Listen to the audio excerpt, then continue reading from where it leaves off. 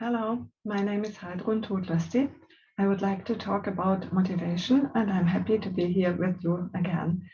Already last year I talked about motivation, about my motivation and how it changed over time. And I asked you to fill in a questionnaire. And this time I would like to talk about the results of your questionnaire. So the first part of my talk will be the motivation of polyglots.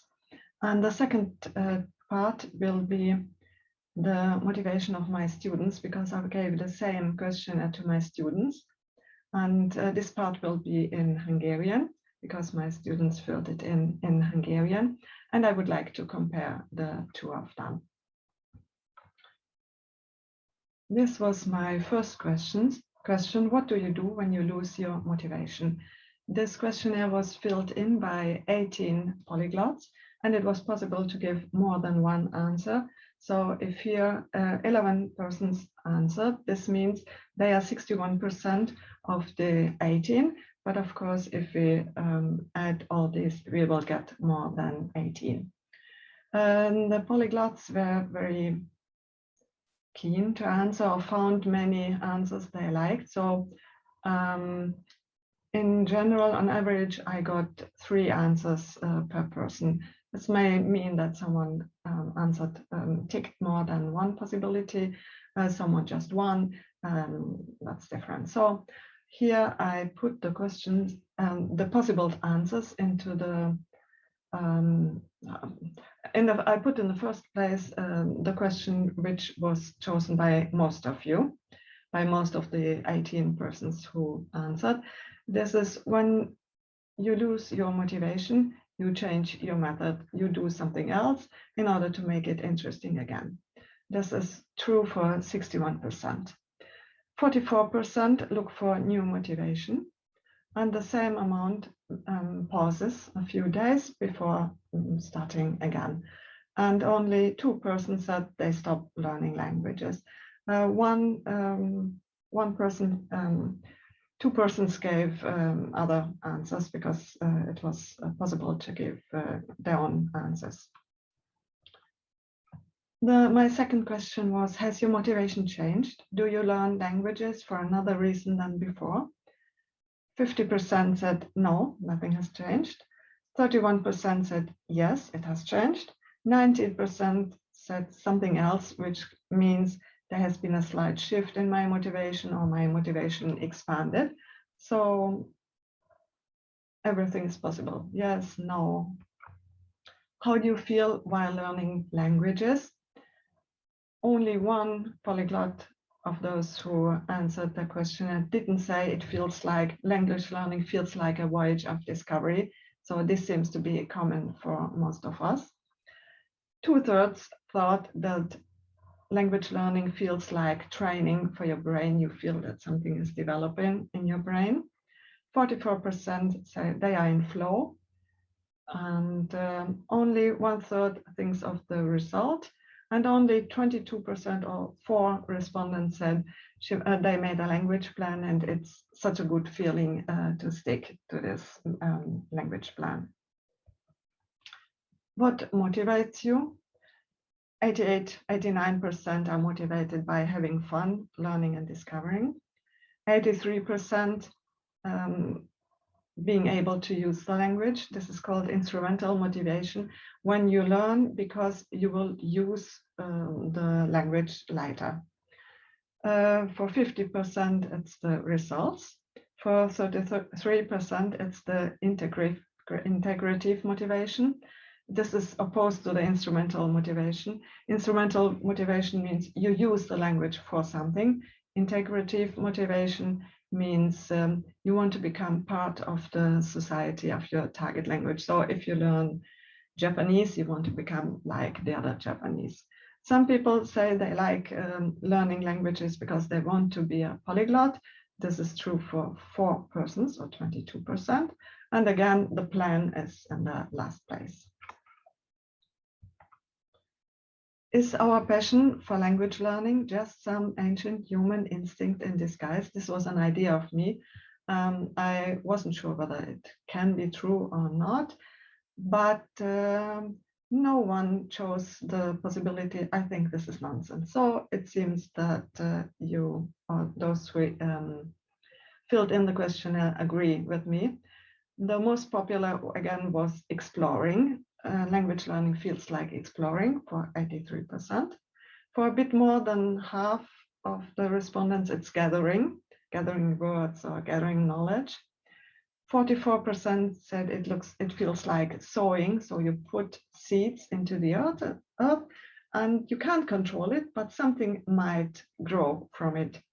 Only 33%, just 1/3, thinks it's like building. Building is a bit like what you do when you learn traditionally in school or with a language learning book. You learn the first lesson, you learn all of it, then you learn the second lesson. It's very controlled, and you know what you know and what you don't know. Sewing is much more improvising. You don't know what is going to happen. You just let it happen. Hunting, this is getting one language after the other one. And socializing, I was surprised to find it only in the last place. I thought more polyglots would be interesting in making friends with the persons of the language they are learning. And my fifth question was, what would you suggest for school to make it better? Because I often heard that you can't learn languages at school, it doesn't work, it's not good. So I asked, what could you suggest? Because I'm a teacher and I want to know what could I do better for my students. I collected your suggestions and gave them to my students and let them decide what I find interesting. And in the first place, they wanted more talking during class, 70%.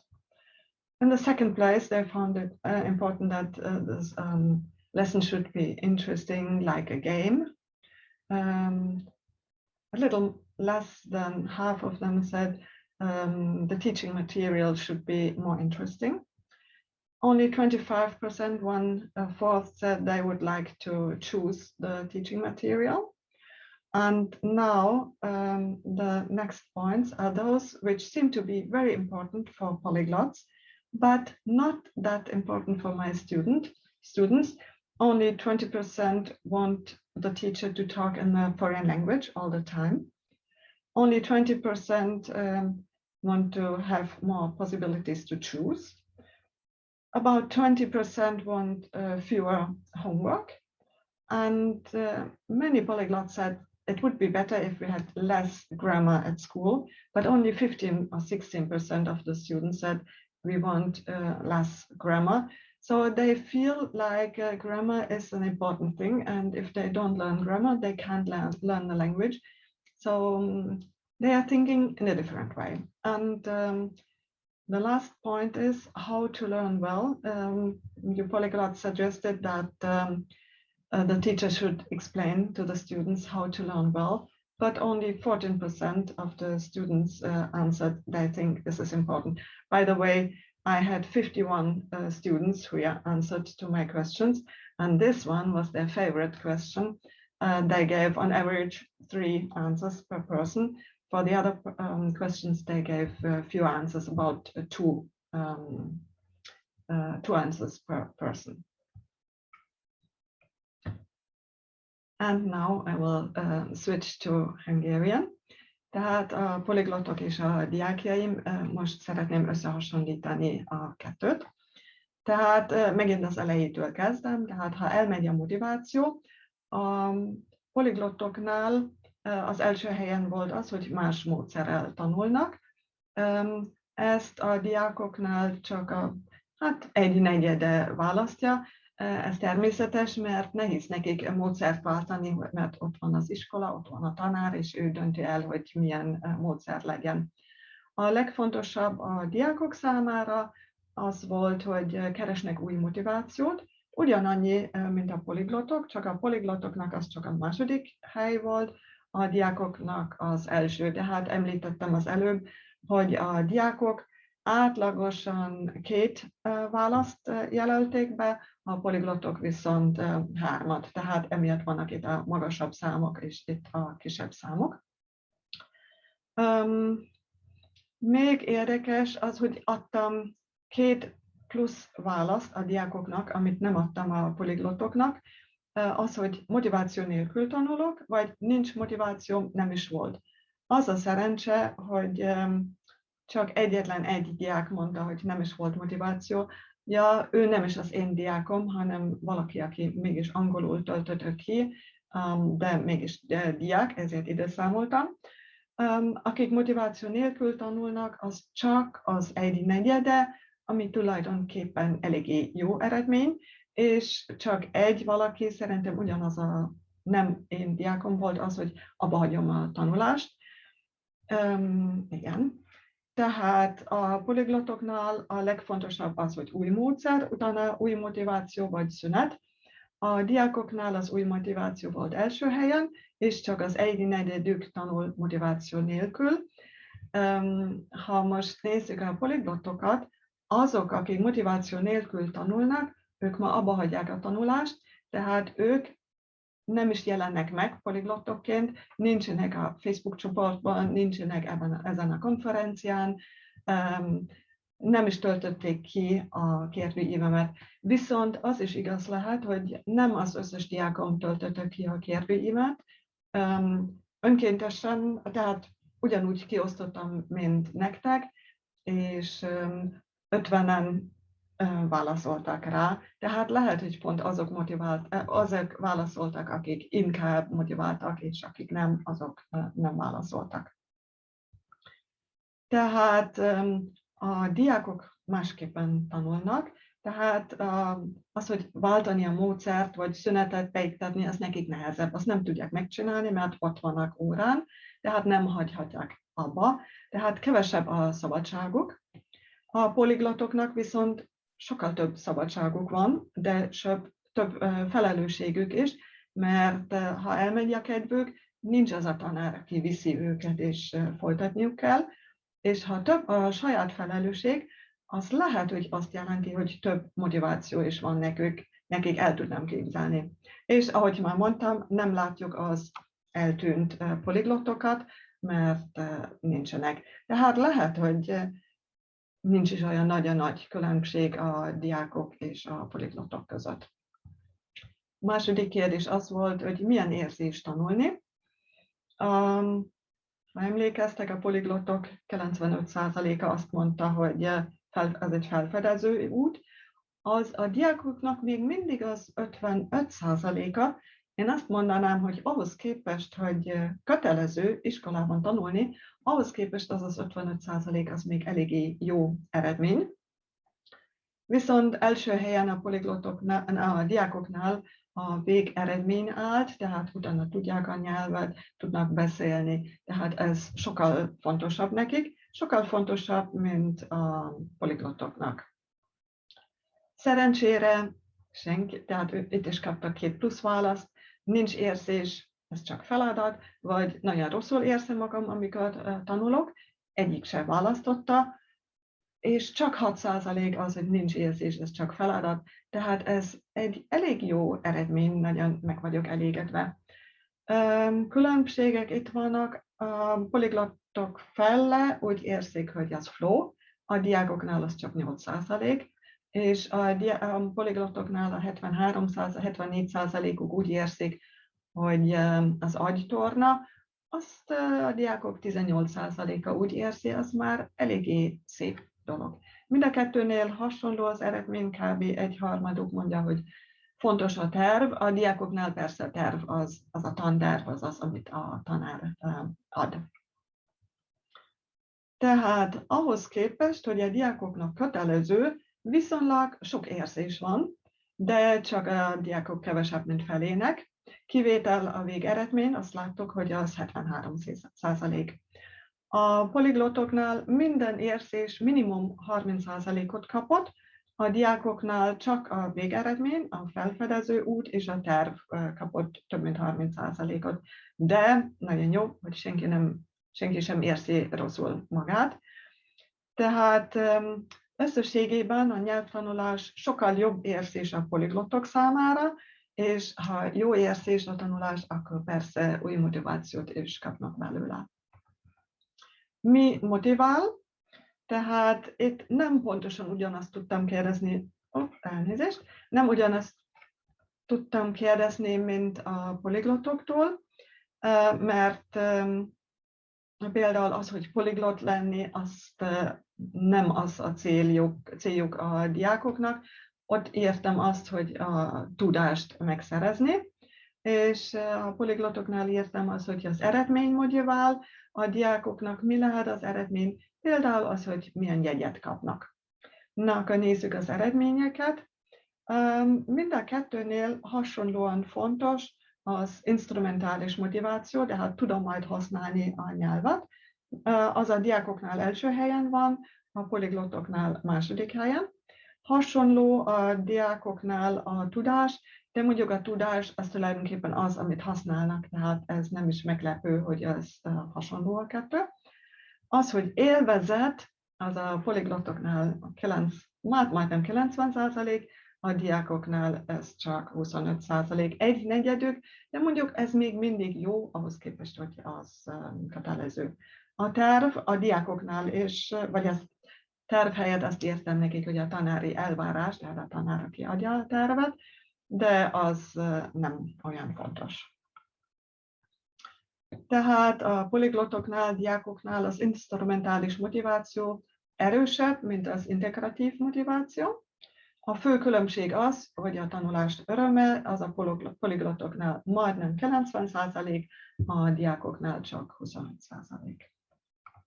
És a diákok is úgy érezték, hogy a nyelvtanulás az lehet összehasonlítani az ösztönökkel, de hát csak 4%-uk azt érte, hogy nincs ilyen, ez nem létezik, az butaság. Itt az érdekes, tehát a felfedezés, ami a poliglottoknál nagyon magas, az a diákoknál csak az 1/3 volt.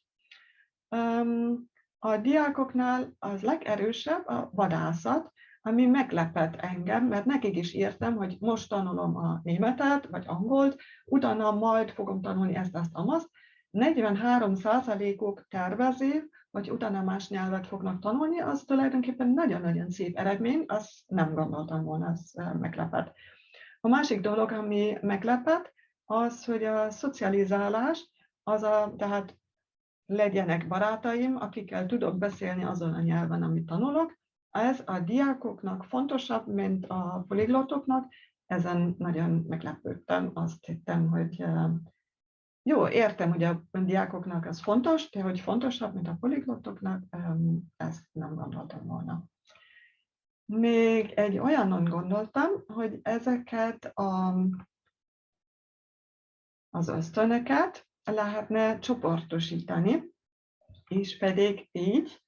Az első, az a kék csoport, az ellenőrzött nyelvtanulás, tehát tudom, hogy most mit tanulok, utána mit fogok tanulni, tehát az, ami angolul language learning. És a második azt értem, hogy kaotikus, ez talán nem szép szó, azt jelenti, hogy nem tudatosan tervezem, hanem ez valahogy alakul, és az olyan, mint az angolul immersion vagy language acquisition. És próbáltam ezeket az ösztönöket beosztani ebbe a két csoportba. Úgy gondolom, hogy az építkezés az olyan, ami eléggé ellenőrzött, mert most ezt tanulom, utána az. Ez folyik általában az iskolában, mert a dolgozatra ezt kell tanulni, tehát az eléggé ellenőrzött, és még a gyűjtés is eléggé ellenőrzött lehet, hogy hány szót tudsz, stb. Kaotikus, vagy alakuló, vagy ahogy a gyerek tanulja, az a magvetés. Vetjük a magot, valami majd kinő belőle, vagy sem. Szocializálás, beszélgetek mindenkivel, és aztán attól tanulom a nyelvet. Vadászat, meg a felfedezés is. Tehát a felfedezés öröme a fontos, nem az, hogy tudatosan építem fel a nyelvet. Jó, lehet itt és ott is, de nem. Na, mindegy. A lényeg, amit ki akarok hozni belőle, én arra gondoltam, hogy a poliglottok talán fele tanul ellenőrzött módon, másik fele kaotikus módon, viszont a diákok biztosan mind olyan ellenőrzött módon tanulnak. Ezt gondoltam, de nem az jött ki. Nem tudom, hogy matematikailag korrekt, amit csináltam, de azoknak a százalékos számoknak az átlagát képeztem, és itt jött ki majdnem 45, itt jött ki 32. Tehát több poliglot tanul ellenőrzött módon, mint diák, ami nem meglepő, mert úgyis a poliglottok több választ jelöltek be, mint a diákok. A meglepetés itt van, ugyanakkor ezeket átlagoltam, ugyanazt kaptam, mint itt, és itt is nagyjából ugyanazt kaptam, mint itt. Tehát a diákok és a poliglottok mind a két csoportban vannak, akik így tanulnak, vannak, akik úgy. Tehát nem úgy van, hogy a diákok ellenőrzött módon tanulnak, hanem ez nincs különbség a két csoport között. Hasonló arányban tanulják a kettőt. Tehát ez inkább személyiségkérdés, mint az a kérdés, hogy poliglott vagy diák. Na, mit vártam, és mi derült ki? Tehát a poliglottoknál azt vártam, hogy örömmel és sok motivációval tanulnak, sok a választási lehetőség, és hogy language learning és language acquisition mind a kettő lesz.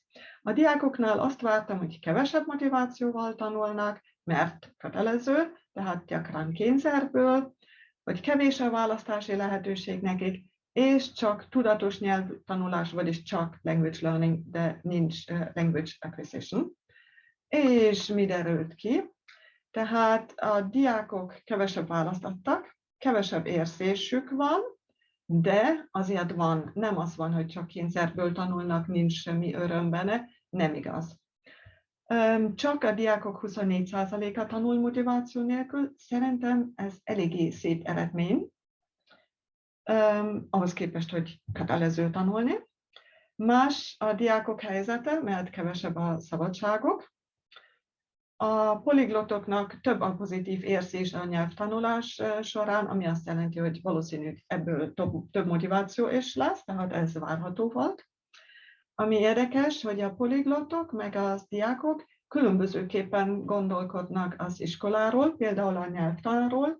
A diákok azt mondják, igenis legyen nyelvtan, kell az nekünk, a poliglottok azt mondják, nem olyan fontos. Tehát a poliglottok kritikusabbak az iskolával szemben, mint maguk a diákok. Meglepődtem ezen, azt hittem, hogy a diákok még rosszabbat gondolnak az iskoláról, még, mert most éppen szenvednek, de nem olyan rossz, mint ahogy gondoltam. És hasonló arányban van a language learning és language acquisition mindkét csoportban. Tehát vannak egyértelmű különbségek, tehát biztos, hogy több motiváció van a poliglottoknál, de nem motiváció nélküliek a diákok. És én azt hittem, hogy az iskolának a problémája az, hogy nincs motiváció a diákoknak, mivel kötelező, tehát valahogy szabadságot kell teremteni a diákoknak, de ez nem annyira igaz, tehát nem a hiányzó motiváció a gond, hanem valami más gond van. Tehát talán az, hogy én nem látom a motivációt, de ott van, és kérdőívben kiderül, vagy talán az, hogy a diákok inkább abban bíznak, hogy a tanár tanítja nekik, és nekik nem kell kezdeményezni, nekik nem kell leülni és maguktól tanulni, nekik nem kell otthon még tévét nézni idegen nyelven. Tehát lehet, hogy az a gond, de az eredeti feltevésem az volt, hogy nem is lehet motivációjuk, ez hibás, igenis van motiváció a diákoknak, és hiába a kicsivel kevesebb. Köszönöm szépen a figyelmetek, és kívánok nektek továbbra is sok-sok motivációt a nyelvtanuláshoz. Ha bármilyen kérdés van, akkor szóljátok. Sziasztok, további szép napot!